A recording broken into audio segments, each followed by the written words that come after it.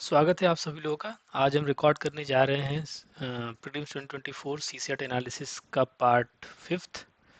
नए व्यूअर्स को बताना चाहूँगा, पार्ट फोर तक हमने प्रीलिम्स 2024 के सीसेट पेपर के मैथ्स के सारे क्वेश्चन का इन डेप्थ एनालिसिस किया है। आप उसको रेफर कर सकते हो। आज की वीडियो में हम क्वेश्चन नंबर 60 के बाद से जो भी मैथ्स के क्वेश्चन है उनको अटेम्प्ट करेंगे। ठीक है। हाँ, क्वेश्चन नंबर 60 तक हमने लास्ट वीडियो में रिकॉर्ड करा है। ठीक है। 60 के बाद पहला मैथ्स का क्वेश्चन क्या है? ये रहा 64, पहला मैथ्स का क्वेश्चन। ठीक है, पहले इसको स्टार्ट करते हैं हम। तो इस क्वेश्चन में है कि question is given followed by two statement 1 and 2। Consider the question and statement. Okay, what are the unique values of x and y where x y are distinct natural number. ठीक है, इसमें अब बता दिया गया कि x और y are distinct मतलब अलग अलग। ठीक है, they are not equal, distinct natural number. ठीक है, ये इंफॉर्मेशन आपके पास है। ठीक, ये x and y are distinct natural number. ठीक है, अब उसके बाद क्या है? पहला स्टेटमेंट आपको दिया है कि x by y is odd. ठीक है, और दूसरा स्टेटमेंट दिया हुआ है कि x into y equals to 12। ठीक है, तो मैं इसमें क्या होता है क्वेश्चन में, ऐसे क्वेश्चंस के एक बार ऑप्शन हम एनालाइज कर लेते हैं। ठीक है, तो इसमें पहला ऑप्शन होता है कि the question can be answered using by using one of the statement alone but can not be answered using other statement alone. मतलब क्या इसका मतलब ये है कि जो दो स्टेटमेंट दिया गया है उसमें से किसी एक स्टेटमेंट को यूज करके मैं क्वेश्चन का सोल्यूशन निकाल सकता हूँ, पर दूसरा जो स्टेटमेंट बचेगा उसको यूज करके हम सोल्यूशन नहीं निकाल सकता हूँ। मैं उसका सोल्यूशन, उसका आंसर नहीं निकाल सकता। ठीक है, ये हो गया पहला स्टेटमेंट। दूसरा ऑप्शन, पहला ऑप्शन, दूसरा ऑप्शन क्या है? The question can be answered by using either statement alone. इसका मतलब ये है कि दोनों स्टेटमेंट में से मैं किसी भी स्टेटमेंट को यूज करके सोल्यूशन निकाल सकता हूँ। ठीक है, और तीसरा ऑप्शन होता है कि the question can be answered using both the statement together but can not be answered using either statement alone. मतलब कि इस क्वेश्चन का सोल्यूशन हम दोनों स्टेटमेंट को यूज करके मैं इसका सोल्यूशन निकाल सकता हूँ, पर अगर सिर्फ एक स्टेटमेंट यूज करूंगा तो सोल्यूशन नहीं निकलेगा। और चौथा ऑप्शन होता है कि इवन दोनों स्टेटमेंट को मैं यूज कर लूँ फिर भी सोल्यूशन नहीं निकाल सकता। तो इस क्वेश्चन के ऑप्शंस को आप ध्यान से समझ लो। ठीक है, पहला मतलब किसी एक स्टेटमेंट से आंसर निकाल सकता हूँ, दूसरे से नहीं निकाल सकता। दूसरा स्टेटमेंट क्या बोलता है इसका, दूसरा ऑप्शन, कि किसी मतलब एक स्टेटमेंट यूज करके मैं निकाल सकता हूँ, चाहे एक चाहे दो, मतलब दोनों से ही सिर्फ अकेले एक स्टेटमेंट यूज करके मैं निकाल सकता हूँ, दोनों में से किसी भी स्टेटमेंट्स को। ठीक है, ऑप्शन सी है कि दोनों को यूज करके मैं आंसर निकाल सकता हूँ, अकेला एक को यूज नहीं करके। और इसका ऑप्शन डी होता है कि क्वेश्चन को दोनों स्टेटमेंट भी यूज करके हम आंसर नहीं निकाल सकते। तो ऐसे क्वेश्चंस यूपीएससी में देखे जाते हैं और इस ऑप्शन को आप समझ लो, क्योंकि ऐसे क्वेश्चंस अभी पीछे हमने किए पिछले क्लासेस में, और आगे इस क्लास में आप देखोगे ऐसे काफ़ी क्वेश्चंस डिस्कस करने को मिलेंगे। अब इसमें आपको एक्स और वाई के बारे में पता करना है। ठीक है, एक्स और वाई की वैल्यू निकालनी है। एक तरीके से ये क्या है, एक्स और वाई की वैल्यू फाइंड आउट करनी है। और इसमें एक स्टेटमेंट, एक इन्फॉर्मेशन आपको दी गई है कि वो दोनों अलग अलग नंबर हैं। अब एक दो स्टेटमेंट है, एक पहला स्टेटमेंट और दूसरा स्टेटमेंट। पहला स्टेटमेंट कहता है कि x by y is odd. तो x बाई वाई अगर ऑड है तो इससे आप पता कर सकते हो क्या कि x क्या होगी, y क्या होगा? आप नहीं कर सकते, क्योंकि आप कोई भी नंबर ले लो, 21/7, 3 आया, ये ऑड आया ना। x की वैल्यू y 21 हो सकती है, y की वैल्यू 7 हो सकती है। 15/3 आ गया 5, ये ऑड है। तो यहाँ पे x की वैल्यू 15, y की वैल्यू 3।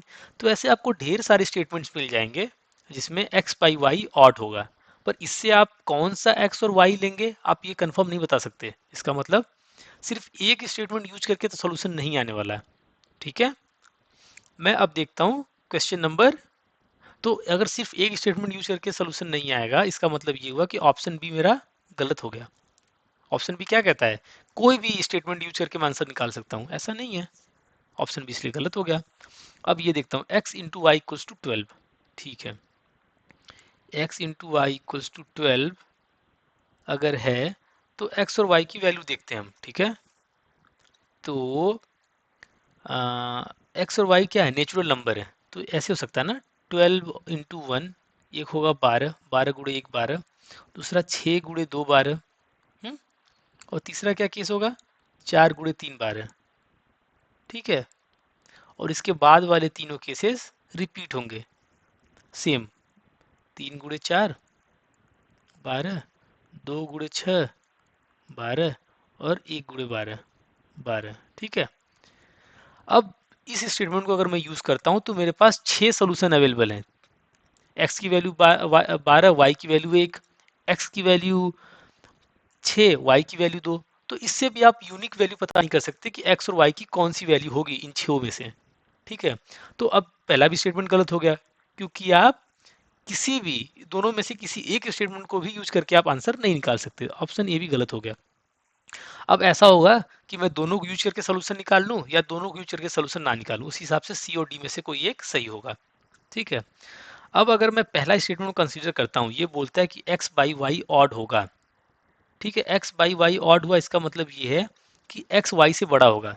तो ये पहले तीन स्टेटमेंट में एक्स वाई से बड़ा है, तो इनमें से कोई एक सोल्यूशन अगर मिल जाता है मुझे, तो मैं बता दूंगा कि हाँ, दोनों को यूज करके मैं सोल्यूशन ला सकता हूँ। अब देखो, एक्स बाई वाई मतलब 12/11, 12/1, ये कितना आया, 12, जो कि इवन है, तो मतलब ये तो आंसर नहीं हो सकता।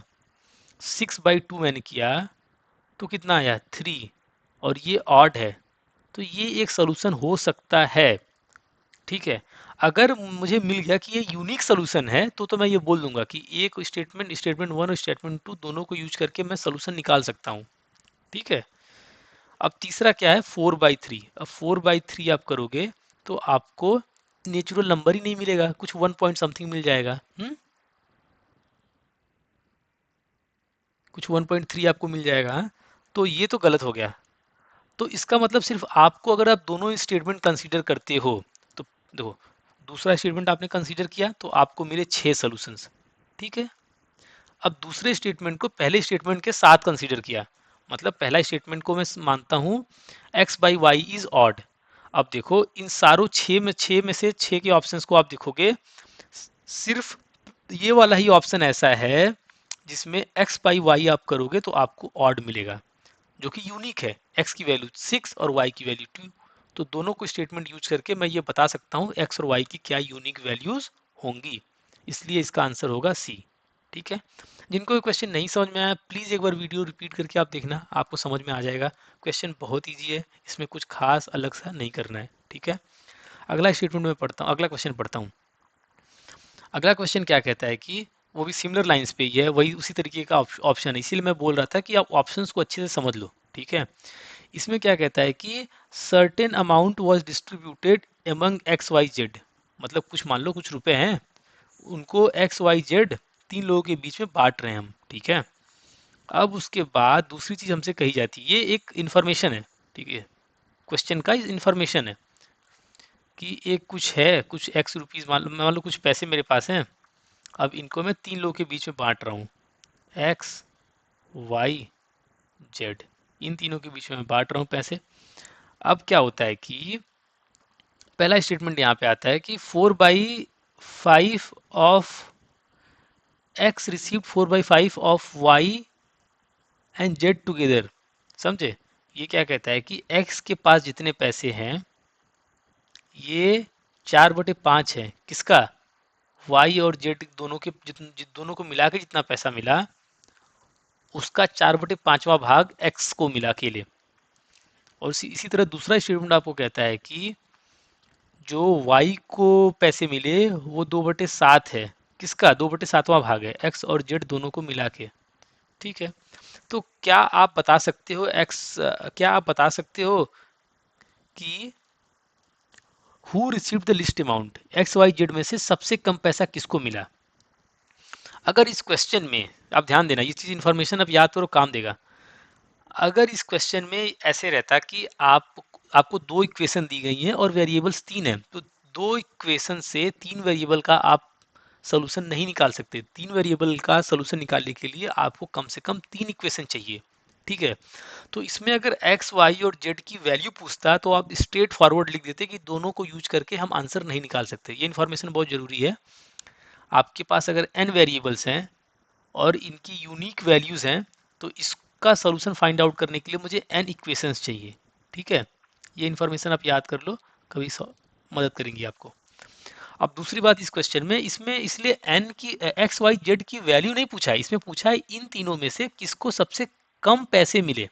ठीक है, तो अब मैं देखता हूँ, अकेले तो नहीं बता सकता ना, अकेले आप देख लो x बराबर क्या है, x 4/5वां भाग है y और z का। इससे बता सकते हो क्या कि x को ज़्यादा पैसा मिला, y को मिला, z को मिला, या सबसे कम इसमें किसको मिला, आप ये नहीं बता सकते। ठीक है, तो इसमें तो कुछ होने से रहा, क्योंकि आप देखो इस इक्वेशन को आप सिंप्लीफाई करोगे तो ऐसे है 5x बराबर 4y प्लस 4z। तो इसमें आप कुछ बता ही नहीं सकते क्या ज़्यादा है क्या कम है। इसी तरह दूसरा इक्वेशन भी है, तो 7y बराबर 2x प्लस 2z, कुछ भी नहीं बता सकते आप।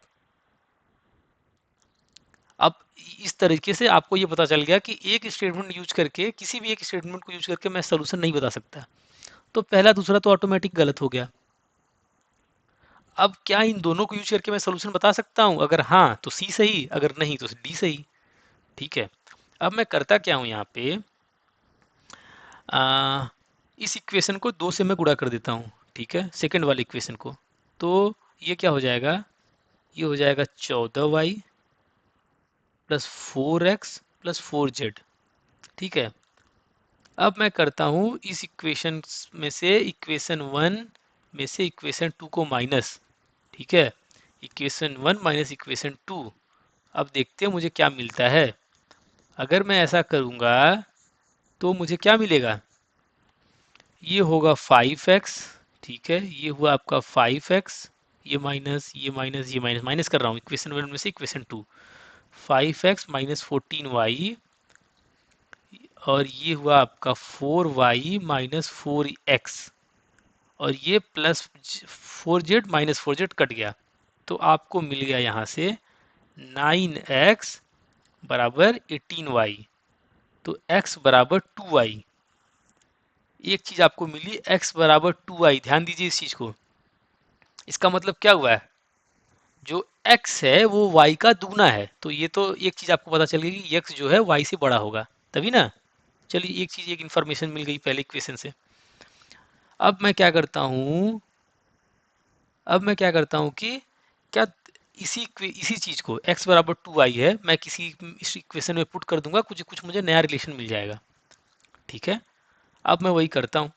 तो मैं क्या करता हूँ, x बराबर 2y है, मैं पहले इक्वेशन में डाल देता हूँ, इस इक्वेशन में। ठीक है, इसमें डाल देता हूँ मैं, x की जगह रख देता हूँ 2y। तो ये क्या बन जाएगा, और ये 5 लाता हूँ इस साइड, तो ये बन जाएगा 10y, राइट। 2y इंटू 5, ये हो गया 10y बराबर 4y प्लस 4z। तो यहाँ आपको क्या मिलेगा, 6y बराबर 4z। ये आपको समझ आ रहा है ना। और 2y बराबर आपको क्या मिल जाएगा, 4/3z। ध्यान से समझते हैं इसको, जिनको नहीं समझ में आ रहा है। मुझे पहला इक्वेशन क्या मिला, x बराबर 2y। ठीक है, x बराबर 2y। अब हम इस इंफॉर्मेशन को इनमें से दोनों इक्वेशन में से कहीं भी पुट करके हम आंसर निकाल सकते हैं। यहाँ पे एक्चुअली मुझे आंसर मिल चुका है ऑलरेडी, 2y बराबर 4/3z। 2y बराबर 4/3z, मतलब 2y की जगह मैं क्या लिख सकता हूँ, 4/3z। तो y बराबर क्या होगा, y इक्वल्स टू, y इसको और आप सॉल्व करोगे तो y बराबर मिलेगा आपको 2/3z, या फिर z बराबर मिलेगा 3/2y, मतलब z बराबर 1.5y। समझे, z बराबर आपको मिला 1.5y। तो एक तो चीज ये गारंटी हो गई कि y सबसे छोटा है। देखो यहाँ पे आपको मिला ना कि z भी जो है वो y से बड़ा है। और x भी जो है वो y से बड़ा है। तो y तो इन तीनों में से सबसे छोटा क्या हुआ, y हुआ। आप स्ट्रेट फॉरवर्ड y टिक, मतलब पता चल गया ना, यही मुझे पता करना था किसके पास सबसे कम पैसे मिले। इन दोनों की मदद से मैं ये कह सकता हूँ कि y को सबसे कम पैसे मिले। ठीक है, उस हिसाब से दोनों को यूज करके मैं सही आंसर निकाल लेता हूँ। तो ये मेरा करेक्ट आंसर हो गया, खत्म। और आपको बस समझाने के लिए मैं बता रहा हूँ कि इस इंफॉर्मेशन को मैं यूज किए हुए करके सिर्फ, ठीक है, अगर मैं दूसरे इक्वेशन में रखता हूँ, ठीक है, यहाँ पे रखता हूँ x की जगह 2y, ठीक है, तो ये हो जाएगा 7y, और ये हो गया 4y, और ये हो गया 2z। तो 3y बराबर 2z, तो z बराबर 3/2y। सेम चीज जो मुझे पहले इक्वेशन से मिली थी, मतलब z बराबर 1.5y। यही चीज तो मैंने ऑलरेडी निकाल के रखी हुई है, देख रहे हो आप। बस, तो आपको जब अल्टीमेटली ये पता चल गया कि z भी y से बड़ा है और x भी y से बड़ा है, तो ये कुछ ऐसे ही होगा ना, y सबसे छोटा है, वही मुझे पूछा था और वो मैंने दोनों स्टेटमेंट को यूज करके पता कर लिया। तो ऑप्शन सी सही हो गया। ठीक है, अब आगे बढ़ते हैं, थोड़ा क्वेश्चन को तेजी से करेंगे, क्वेश्चन सब आसान आसान है। 65 हो गया, उसके बाद 66, अब ये देखते हैं। ठीक है, क्वेश्चन नंबर 66 क्या कहता है कि क्वेश्चन वही सेम सिमिलर टाइप का क्वेश्चन है, तो ऑप्शंस को मैंने समझा दिया डिटेल में। अब डायरेक्ट क्वेश्चन देखते हैं, क्या बोलता है कि एवरेज मार्क आपको एक क्लास का दिया हुआ है, वो 60 है। ठीक है, एवरेज का फॉर्मूला क्या होता है, एवरेज मार्क्स निकालना है तो सारे स्टूडेंट के मार्क्स का सम, ठीक है, सारे स्टूडेंट का मार्क्स का सम अपॉन स्टूडेंट का काउंट, टोटल जो काउंट होगा, बस टोटल काउंट को सम से डिवाइड कर देंगे तो आ जाएगा। जैसे आपके पास 10 छात्र हैं, 10 स्टूडेंट हैं, तो सारे का नंबर्स पता करो, उनको जोड़ो और 10 से भाग दे दो, तो वो उनका एवरेज होगा। ठीक है, ये इन्फॉर्मेशन क्लियर है। तो अब दो स्टेटमेंट आपको दी गई है। पहला स्टेटमेंट ये है कि हाईएस्ट जो है उस मार्क्स में से, 10 लोगों में से मान लेते हैं, मतलब जितने भी लोग हैं उनमें से हाईएस्ट मार्क 70 है और लोवेस्ट मार्क 50 है। ठीक है, हाईएस्ट 70, लोवेस्ट 50। अब इससे पता चल सकता है क्या कि कितने नंबर ऑफ टोटल स्टूडेंट है, क्लास की स्ट्रेंथ क्या है। हाईएस्ट 70 है, लोवेस्ट 50 है, एवरेज 60 है, इससे आप पता कर सकते हो क्या, क्योंकि एवरेज के लिए तो मेरे पास यही फॉर्मूला है, सिर्फ 60 बराबर सारे स्टूडेंट के मार्क्स का सम, तो उसमें एक 70 भी होगा, एक स्टूडेंट का 50 भी होगा, और बाकी सब स्टूडेंट होंगे कुछ, मान लो टोटल स्टूडेंट अगर x हैं तो x माइनस 2 स्टूडेंट्स के और मार्क्स होंगे जिनको सम करना है, डिवाइड बाई x होगा। तो आप बता नहीं सकते ना सिर्फ इस इंफॉर्मेशन की बेसिस पे कि उनका एवरेज क्या होगा। मैक्सिमम और मिनिमम मार्क्स से आप रेंज बता सकते हो, कि वो मार्क्स डिस्ट्रीब्यूशन का रेंज 50 और 70 के बीच में होगा, पर एवरेज नहीं बता सकते। ठीक है, तो एक अकेले स्टेटमेंट से तो काम बना नहीं पहले वाले से। अब दूसरा देखता हूँ, exclusion of highest and lowest marks from the class does not change the average. ठीक है, अभी भी आप देखो, अभी स्ट्रेंथ के बारे में बात नहीं हो रही है, टोटल काउंट ऑफ स्टूडेंट के बारे में बात ही नहीं हो रही है। अब कह रहा है कि अगर टोटल नंबर ऑफ स्टूडेंट है, मान लो उसमें से मैं बड़े वाले को, सबसे हाईएस्ट मार्क्स वाले को सबसे लोएस्ट वाले के मार्क्स को घटा देता हूँ, तो भी एवरेज बराबर रहता है। इससे भी तो कुछ नहीं पता चला आपको, इससे क्या समझ में आया, एवरेज बराबर रहता है मतलब एवरेज अभी भी 60 है। ठीक है, पहले मान लेते हैं एक्स स्टूडेंट रहे होंगे, मान लो एवरेज 60 था तो एक्स स्टूडेंट थे, तो टोटल मार्क्स कितना रहा होगा, 60x। हाँ, अब इसने क्या किया कि हाईएस्ट और लोवेस्ट का मार्क्स घटा दिया, तो अब टोटल नंबर ऑफ स्टूडेंट की संख्या भी घट गई, पहले एक्स थी, 2 स्टूडेंट कम हो गए तो x-2 हो गया। अब ये आपका 60 के बराबर है, ये आपका 60 के बराबर है। तो इससे आप निकाल सकते हो क्या, इससे आप कुछ निकाल सकते हो, कुछ भी नहीं निकाल सकते। आप देखो यहाँ पे आप क्या करोगे, 60 बराबर 60x माइनस 120 अपॉन x-2, ये क्या मिला आपको, 60 से x-2 इक्वल्स टू x-2 मिल गया, कुछ है ही नहीं है। L H S equal to R H S, मतलब यहाँ से कुछ आप सॉल्व करके कुछ इन्फॉर्मेशन निकाल ही नहीं सकते। तो यहाँ पे क्या हुआ, आप ना कि पहले स्टेटमेंट से भी आपको नहीं कुछ पता चला, दूसरे स्टेटमेंट से भी कुछ नहीं पता चला, और दोनों को मिला भी लोगे फिर भी कुछ नहीं पता चलेगा, कहीं स्ट्रेंथ के बारे में बात ही नहीं हो रही है। सीधी बात है, इसका ऑप्शन क्या हो जाएगा, डी। दोनों को मिला के भी आंसर नहीं पता चला।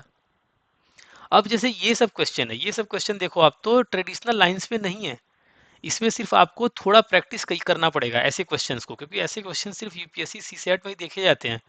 तो अगर आप इनको प्रैक्टिस नहीं करोगे तो आपको समझ में नहीं आएगा कि अच्छा क्वेश्चन पूछ क्या रहा है, क्या इंफॉर्मेशन दिया है, मुझे इन्हें कैसे करना है ये भी वही मैथ का क्वेश्चन, बस ऑप्शंस को ऐसे घुमा के लिखा गया है, क्वेश्चन को ऐसे प्रेजेंट किया गया है कि आपको ये टफ लग रहा होगा। पर जैसे आप इसको 15-20 क्वेश्चन करोगे ऐसे क्वेश्चंस, आपको इस क्वेश्चन में ऐसा लगेगा कि ये सबसे इजीएस्ट क्वेश्चंस में से एक है। ठीक है, अब करते हैं 67th क्वेश्चन। 67th क्वेश्चन क्या कहता है, 67th क्वेश्चन कहता है कि वही सेम पैटर्न, वही में से उसी में से क्या है कि चार स्टेटमेंट दिए गए हैं आपको, अब चारों स्टेटमेंट में से आपको बताना है। हम्म, ठीक है। तो 67th में पहला क्वेश्चन क्या है कि अच्छा, there are three distinct prime number, पहले देखो थ्री, दूसरा वर्ड है डिस्टिंक्ट मतलब अलग अलग, और तीसरा वर्ड है प्राइम नंबर। ये क्वेश्चन में दिया गया है कि there are three distinct prime numbers whose sum is prime number, मान लेते हैं वो नंबर है एक्स, वाई और जेड, इनका सम जो है वो भी एक प्राइम है, ये इंफॉर्मेशन है। अब क्या है, अब स्टेटमेंट दिया गया है, पहला स्टेटमेंट क्या है, the some is less than 23, इन तीनों का सम जो है वो 23 से कम है। तो 23 से कम कौन कौन से प्राइम है, 19, 21 तो प्राइम नहीं है, 17, 13, 11, 7, 5, 3, 23 से छोटा ये सारे प्राइम्स हैं। ठीक है, अब ये कहा गया है कि एक्स वाई जेड तीन अलग अलग प्राइम है, उनको जोड़ दो तो आपको एक 23 से छोटा प्राइम नंबर मिल जाएगा। ठीक है, ये एक स्टेटमेंट आपको दिया गया है। ठीक है, अब इस स्टेटमेंट को यूज करके आप कुछ सोल्यूशन निकाल सकते हो क्या, देखता हूं मैं। अब तीन प्राइम नंबर जो हैं उनको जोड़ो ताकि उनका सम जो कुछ, या फिर 19 आए, 17 आए, 13, 11, 7, 5, 23, अगर कुछ आ गया और ऐसा आपको यूनिक पेयर मिल गया, एक्स वाई जेड का यूनिक ट्रिपलेट मिल गया, तो आपके पास सॉल्यूशन एक ही स्टेटमेंट से आ जाएगा। ठीक है, तो मैं सबसे पहले छोटे से स्टार्ट करता हूँ, इस सब क्वेश्चन को करने के लिए ना पहले छोटे से स्टार्ट कर लो। ठीक है, या फिर आप मान लो सबसे बड़े से स्टार्ट कर लो, कहीं से स्टार्ट करो पर पैटर्न फॉलो करो, तभी आपको समझ में आएगा कि कैसे करने, कैसे ऑप्शंस को रिड्यूस करना है। अदरवाइज इसमें आप बहुत बार ट्राई कर सकते हो, बहुत कुछ ट्राई कर सकते हो, पर वैसा नहीं करना है। ठीक है, अगर मैं इन तीनों को जोड़ता हूँ, 19 के साथ मैं कुछ भी जोड़ूंगा, कोई दो प्राइम नंबर और जोड़ूंगा, कोई दो प्राइम नंबर जोड़ूंगा, तो ये 23 से भाग जाएगा ना, 23 से बड़ा हो जाएगा। मतलब दो प्राइम नंबर सबसे छोटा छोटा कौन सा है, 5 और 3, 5 3 8, 19 8 27, तो 23 से बड़ा हो गया। तो 19 को इंक्लूड करके मैं कुछ ऐसा बना नहीं सकता। ठीक है, 19 19 खत्म, 17 को देखता हूँ, 17 में 5 और 3 जोड़ूंगा तो 8, और 8 और 17 कितना हुआ, 25। हम्म, तो 17 25 भी 23 से बड़ा है, तो ऑब्वियसली ये आउट ऑफ इक्वेशन हो गया। 13 और 8 में ट्राई करता हूँ, 13 8 कितना हुआ, 13 8 21 हुआ, जो कि 23 से छोटा है पर प्राइम नहीं है। हम्म, और भी कोई पेयर कंसीडर करोगे तो आप वो 23 से बड़ा होने लगेगा। तो 13 को भी लेके मैं प्राइम नहीं बना सकता, 19 को लेके भी नहीं बना पाया, 17 को लेके नहीं बना पाया, 13 को लेके नहीं बना पाया, 11 देखता हूँ, 11 में 5 और 3 जोड़ूंगा तो कितना आएगा, 5 3 8, 11 8 19, 11 5 और 3 मैंने किया, मिला मुझे 19। मतलब एक ये ट्रिपलेट तो है जो जिसमें तीनों नंबर प्राइम है, एक्स वाई जेड तीनों अलग अलग नंबर है, तीनों प्राइम है, इनको जोड़ने पे 23 से छोटा एक प्राइम आता है। एक सोल्यूशन तो मुझे मिल गया, पर ये सोल्यूशन मुझे यूनिक चाहिए, मतलब और कोई ऐसा सोल्यूशन एग्जिस्ट नहीं करता हो, तभी तो मैं बता पाऊंगा ना कि एक्स वाई जेड की क्या यूनिक वैल्यूज हैं। नहीं तो मैं बता ही नहीं पाऊंगा, मैं कंफ्यूज हो जाऊंगा कि अच्छा वो वाला आंसर लूं कि ये वाला आंसर लूं। ठीक है, तो अगर 11 के साथ और मैं पॉसिबिलिटी देखता हूँ, 11 के साथ और मैं पॉसिबिलिटी देखता हूँ, 11 में 7 और 3 जोड़ूंगा तो 10, 11 10 21, जो कि प्राइम ही नहीं है, तो ये पॉसिबिलिटी खत्म।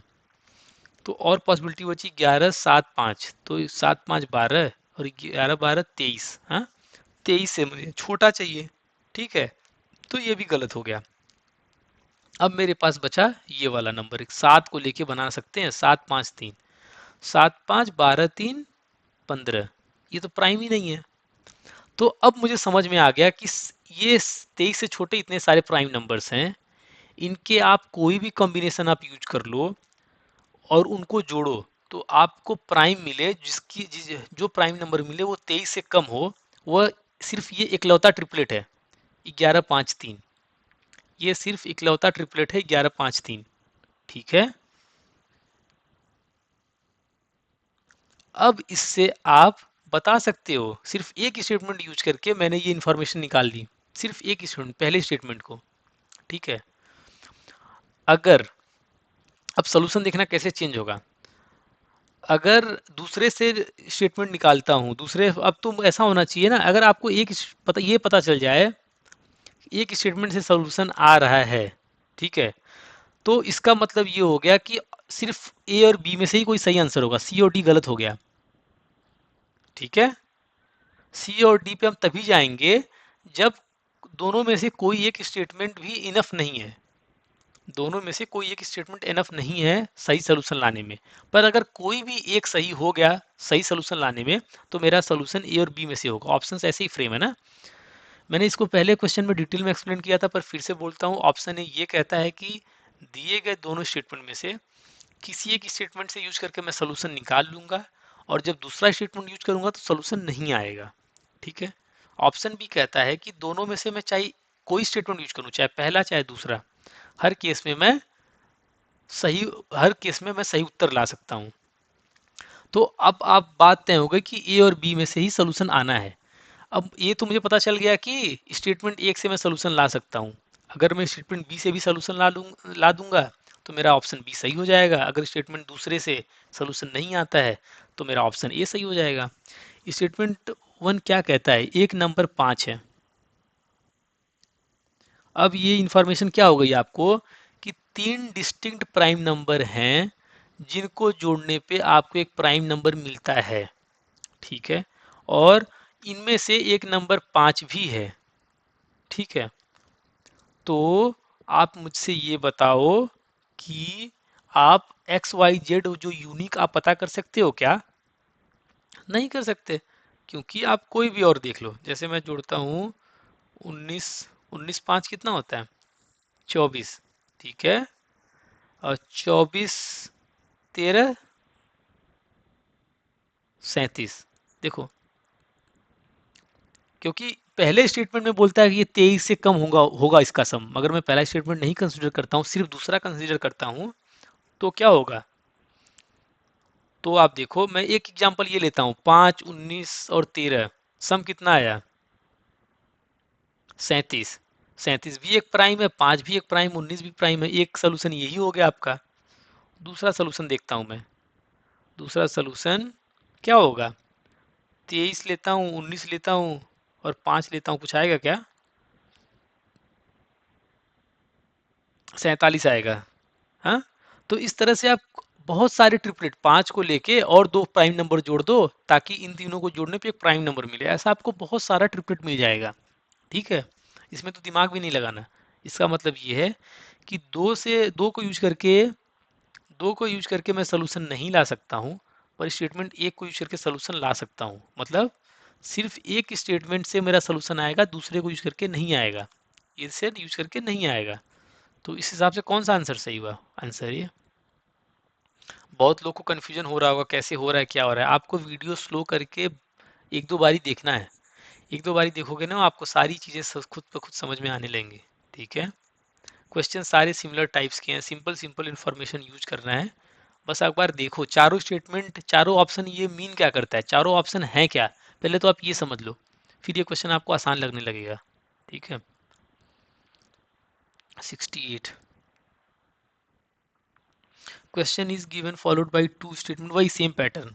और इसमें क्या है कि x प्लस वाई इंटीजर होगा। स्टेटमेंट एक दिया हुआ है कि 2x plus y is an integer. एक ये इंटीजर है, ये आपको बोला गया है। और दूसरा आपको बोला गया है कि x प्लस 2y भी इंटीजर है। तो इन दोनों, अच्छा, आप स्टेटमेंट पहला देखो, 2x प्लस वाई अगर इंटीजर है तो इससे क्या, कैसे पता चलेगा आपको कि, इससे आपको कैसे आप ये कह सकते हो कि x प्लस वाई इंटीजर है? कोई तरीका है क्या? कोई तरीका है क्या? नहीं है ना। मतलब ऐसा हो भी सकता है, नहीं भी हो सकता है। जैसे कैसे, ये बात मैं कैसे बोल रहा हूँ, मान लेता हूँ x की वैल्यू 1 है, y की वैल्यू 2 है, तो 2 गुणे 1 प्लस 1 3, ये इंटीजर आ रहा है। और 1 प्लस 1 ये 2 आ रहा है, ये भी इंटीजर आ रहा है। पर मान लेता हूँ मैं x क्या है y क्या है, ये तो बताया नहीं गया ना। तो मान लेता हूँ x की वैल्यू 1.5 है, हाँ, तो 2 इंटू 1.5 और y की वैल्यू 1 है, तो क्या हुआ, 4। ये भी होगा, 2 गुणे 1.5 तो 3 और 1 4। पर अब x प्लस वाई करोगे, मतलब 1.5 प्लस 1, ये क्या हो गया, 2.5 हो गया, जो कि इंटीजर नहीं है। तो एकलौता स्टेटमेंट काफी नहीं है। उसी आधार पे जैसे पहला स्टेटमेंट काफी नहीं है, उसी तरह तो आप x को 1 रखो, y को 1.5 रखो, तो आपको एक इंटीजर मिल जाएगा। x को अगर आप 1 रखते हो, ठीक है, यहाँ पे x को 1 रखो, यहाँ y को 3/2 या फिर 1.5 रख दो। अब ये सॉल्व करोगे तो आपको ये तो इंटीजर मिलेगा। पर यही सेम वैल्यू 1 प्लस 1.5, मतलब x प्लस वाई तो 2.5 है, इंटीजर नहीं है। तो सिर्फ एकलौता स्टेटमेंट तो काफी नहीं है, सिर्फ एकलौता स्टेटमेंट तो काफी नहीं है। तो क्या दोनों स्टेटमेंट को मिला के बता सकता हूँ क्या मैं? अब देखते हैं वो चीज। ठीक है, तो अगर मैं पहले इक्वेशन में से दूसरा इक्वेशन घटाता हूँ तो आपको क्या मिलेगा? यहाँ पे आप ध्यान देना। अगर इन सब क्वेश्चन में ना, मतलब अगर आप कुछ दिमाग लग रहा है तो ठीक है, अगर नहीं लग रहा है तो आसान तरीका क्या होता है कि आप कुछ पुट करके देख लो। यहाँ पहले मान लेता हूँ, मैं क्या करूँगा, मैं आपको दिखाता हूँ कि अगर मैं ये दोनों बातें मान, अगर मुझे एक भी ऐसा ऑप्शन मिल गया जो ये मुझे प्रूफ कर दे कि ये इंटीजर होगा, पहला स्टेटमेंट भी इंटीजर होगा, दूसरा स्टेटमेंट भी इंटीजर होगा, फिर भी x प्लस वाई इंटीजर नहीं होगा, तो मैं ये समझ लूंगा। पहली बात तो ये क्लियर हो गई कि स्टेटमेंट कोई, इन दोनों में से कोई भी स्टेटमेंट अकेला आंसर नहीं ला सकता। तो ऑप्शन ए ऑप्शन बी ऐसे ही गया, सी और डी में से होने वाला है। अगर दोनों को यूज करके मैं सही सोल्यूशन ला दूंगा तो सी सही, वरना डी सही। मैं मान लेता हूँ, ऐसे क्वेश्चन में ना इजी होता है कि एक्स और वाई को बराबर ही मान लो। मैं मान लेता हूँ जो x है उसकी वैल्यू 1.3 है, y की वैल्यू भी 1.3 है। अब देखो, अब ये क्या हो जाएगी, 2/3, y की वैल्यू 1/3, 3/3 मतलब 1, एक इंटीजर मिल गया आपको। यहाँ x की वैल्यू 1/3, y की वैल्यू 1/3, तो हो गया 2/3 है। 2/3 प्लस 1/3 3/3, ये भी आपको इंटीजर मिल गया। तो दोनों स्टेटमेंट तो सही हो गए मेरे। इन दोनों को यूज करके भी मैं सही आंसर नहीं ला पा रहा हूँ, क्योंकि अब x की वैल्यू क्या है, 1/3 है, y की वैल्यू 1/3, इसको जोड़ोगे 2/3, जो कि इंटीजर नहीं है। तो इन दोनों को भी यूज करके मैं सही आंसर नहीं ला सकता। इसका मतलब ऑप्शन डी सही हो गया, खत्म। दिमाग ही नहीं लगाना इस क्वेश्चन में। पता है ये आज क्वेश्चन आपको टफ लग रहा हो क्योंकि आपने ऐसे क्वेश्चंस किए नहीं है। मेरा भरोसा करो आप, थोड़ी सी प्रैक्टिस के बाद ना ये सब क्वेश्चंस एग्जाम में सबसे one of the easiest questions लगेंगे। मिनट्स, मतलब ऐसे सेकंड्स में इसके सॉल्यूशंस आएंगे आपको देखते ही। अच्छा, ये तो एक्स प्लस वाई इंटीजर होगा कि नहीं होगा आप कैसे बता सकते हो? 2x प्लस वाई अगर एक इंटीजर है, उससे आप कैसे ये इन्फॉर्मेशन बता सकते हो? नहीं बता सकते। पहला दूसरा से नहीं बता सकते तो आपको ये पता चल जाएगा कि स्टेटमेंट ऑप्शन ए बी अपने आप चला गया, ए बी चला गया, तो सी डी में से पॉसिबिलिटी है। अब दोनों को मिला के बता दिया तो सी सही, नहीं मिला के बता पाया तो डी सही, आप तुरंत चेक कर लोगे वो। ठीक है, क्वेश्चन नंबर 69 देखता हूँ।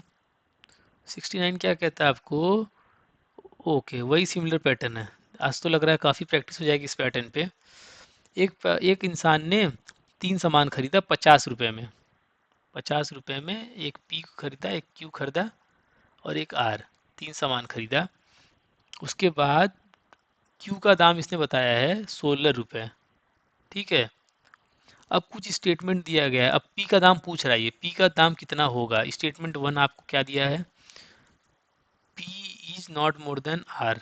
तो पी का दाम आर से अधिक नहीं है, इसका मतलब क्या है, पी का दाम आर के बराबर है या फिर आर से कम है। पहला स्टेटमेंट ये कहता है। अब बताओ पी का दाम आर के बराबर है या आर के छोटा है, ठीक है। तो क्या आप बता सकते हो क्या है, सिर्फ इतने इन्फॉर्मेशन से। पहली बात तो ये कि P plus Q plus R कितना है, 50 है, पहला स्टेटमेंट।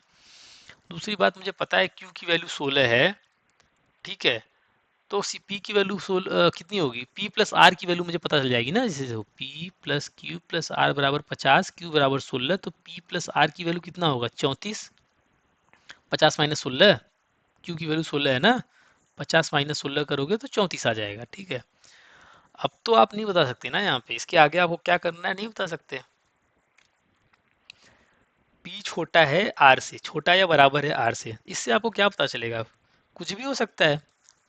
P हो सकता है 10, R हो सकता है 24, P हो सकता है 9, R हो सकता है 25। तो आप स्टेटमेंट फर्स्ट को अकेले यूज करके कुछ नहीं कर सकते। अब स्टेटमेंट टू में देखता हूँ, स्टेटमेंट टू क्या कहता है कि the cost of R is not more then P। अच्छा, R का दाम वो P से ज्यादा नहीं है, तो इसका मतलब क्या है, R का दाम P से कम है या बराबर है, ठीक है। तो R का दाम P से, ये R हो गया, R का दाम है, ये P से कम या बराबर है। अब इससे आप बता सकते हो क्या, नहीं, ये सेम चीज है, ये देखो ये सेम चीज है, ये साइन ये घूम गया बस। आपको ये तो पता चल गया P प्लस आर बराबर अगर 34 है, अब P बड़ा है R से या P बराबर है R के, तो देखो बहुत ऑप्शन हो सकते हैं। P का वैल्यू 24, R का value 10, P plus R 34, P का वैल्यू 25, R का वैल्यू 9, इस तरह से बहुत आंसर मिल जाएंगे, पर आप P का अकेले वैल्यू आप बता नहीं पाओगे क्या होगा।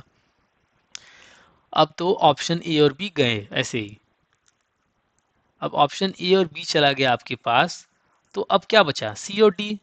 सी और डी करने के लिए मुझे कंबाइन करना पड़ता है दोनों स्टेटमेंट को, दोनों स्टेटमेंट को अगर मैं कंबाइन करता हूँ तो क्या ऑप्शन मिल जाएगा, स्टेटमेंट वन स्टेटमेंट टू को कंबाइन करता हूँ, ए भी सही है और बी भी सही है, तो कैसे दोनों सही होगा, P plus P equals to R, यही तो पॉसिबिलिटी है। देख लो आप, P छोटा है R से और P छोटा या बड़ा है R से, ठीक है। मतलब मेरी उम्र बड़ी है या फिर बराबर है किसी दूसरे की उम्र से, मान लो X की उम्र, X की उम्र चाहे ज़्यादा होगी चाहे बराबर होगी Y की उम्र से, और Y की उम्र चाहे ज़्यादा होगी चाहे बराबर होगी X की उम्र से। तो अब ये दोनों बातें तो सही तभी होंगी जब दोनों की उम्र बराबर हो, तभी ना। वही चीज़ मैंने किया है, दोनों स्टेटमेंट यूज करके अगर इतना पता चल गया तो आपके पास सोल्यूशन मिल जाएगा, क्योंकि P plus Q plus R बराबर 50 दिया हुआ है, Q का वैल्यू 16 दिया हुआ, तो P प्लस आर बराबर कितना 34, और P और R बराबर है, तो P R की जगह भी मैं P लिख सकता हूँ, तो 2P बराबर 34, R बराबर 17, 2P बराबर 17। तो P का वैल्यू आप दोनों यूज करके निकाल सकते हो, तो इसलिए इसका आंसर हो जाएगा C, ठीक है। इसका आंसर हो गया C। अब करते हैं क्वेश्चन नंबर 70। क्वेश्चन नंबर 70 क्या कहता है,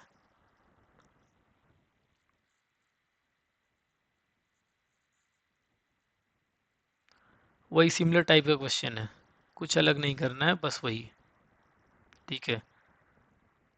तो इस क्वेश्चन में सिमिलर इंफॉर्मेशन के साथ सिमिलर पैटर्न पे दिया गया है कि, अच्छा 4 लोग एग्जाम दे रहे हैं, ठीक है। अब इसमें P Q R S ये 4 एग्जाम दे रहे हैं। P, अच्छा, has P scored more marks than Q, क्या P का स्कोर Q से ज़्यादा है, मुझे ये पता करना है। पहला स्टेटमेंट मुझे क्या दिया हुआ है कि sum of score of P plus Q is equal to R plus S. अब मुझे पता है P और Q को मार्क्स को जोड़ दो और R प्लस S की मार्क्स को जोड़ दो तो वो बराबर आता है। तो इससे आपको कहीं दिखता है क्या P और Q का रिलेशन, नहीं दिखता है, नहीं दिखता है, तो ये स्टेटमेंट से आप पता नहीं कर सकते ये बात। दूसरे स्टेटमेंट पे आता हूँ, वो क्या बोलता है कि sum of marks scored by P plus S is more than Q plus R. इसे कुछ समझ में आता है क्या? P प्लस एस दोनों का नंबर जोड़ दो तो Q प्लस आर के दोनों का नंबर को जोड़ दो तो ये नंबर ज्यादा आता है P प्लस एस का। तो इससे कुछ आप पता कर सकते हो क्या कि P ज्यादा होगा S से? नहीं ज्यादा होगा। क्यों नहीं ज्यादा होगा? आप देख लो ऐसे ही। मान लो कि S बहुत बड़ा नंबर है और P छोटा नंबर है। P छोटा नंबर, S बहुत बड़ा नंबर, इन दोनों को आप जोड़ोगे तो ओवरऑल बड़ा नंबर आ गया। अब Q क्या करता हूं मैं, Q को मानता हूं बड़ा नंबर और R को मान लेता हूं छोटा नंबर। इन दोनों को जोड़ोगे तो ये आएगा, कुछ बड़ा नंबर आएगा, पर ये बड़ा नंबर इस बड़े नंबर से छोटा है क्योंकि एस क्यू से छोटा है, एस क्यू से बड़ा है। तो पी और क्यू में आप रिलेशनशिप कहाँ निकाल पाओगे? नहीं निकाल पाओगे। तो स्टेटमेंट टू भी काफी नहीं है। आप देख लो ना, ये चार वेरिएबल इन्वॉल्व है, तो आप कैसे दो का रिलेशन निकाल सकते हो? नहीं निकाल सकते, सीधी बात है। पी और एस का नंबर जोड़ दूं और क्यू और, मतलब यही बात हुआ कि दो छात्र हैं उनका नंबर आपस में जोड़ दूं और दो और छात्र हैं जिनका नंबर आपस में जोड़ दूं। अब मैं बोलता हूं कि पहले ग्रुप आप स्टूडेंट का, जो पहला ग्रुप बना दो छात्रों का, वो ज्यादा है दूसरे वाले ग्रुप से, ठीक है? तो इससे मैं कहाँ रिलेशन निकाल सकता हूँ? ऐसा हो सकता है उसमें किसी एक छात्र का नंबर बहुत अच्छा आया हो, दूसरे का कम आया हो पहले ग्रुप में, दूसरे वाले ग्रुप में दोनों का बराबर ही आया हो। तो आप रिलेशन तो आप नहीं निकाल सकते पी और क्यू का, तो ना ही एक से ना ही दो से। तो आप ये दोनों स्टेटमेंट अपने आप चले गए। अब क्या दोनों को यूज करके मैं बता सकता हूँ क्या? दोनों को यूज करके, दोनों को यूज करके नहीं बता सकता। कोई कोई इसमें तरीका ही नहीं है। आप देखो तो आपको दिया क्या गया है कि दोनों का पी और क्यू को जोड़ दूं तो आर और एस के बराबर है, और पी और एस को जोड़ दूं वो ज्यादा है क्यू एंड आर के। अब पी और क्यू के आपस के में रिलेशन आप कैसे निकाल पाओगे? नहीं निकाल पाओगे। कोई सवाल ही नहीं पैदा होता। मतलब आप क्या करोगे इसमें? कोई ऐसा रिलेशन ही नहीं दिया हुआ है आपको, कुछ रिप्लेसमेंट, कुछ सब्स्टिट्यूशन, कुछ है ही नहीं है।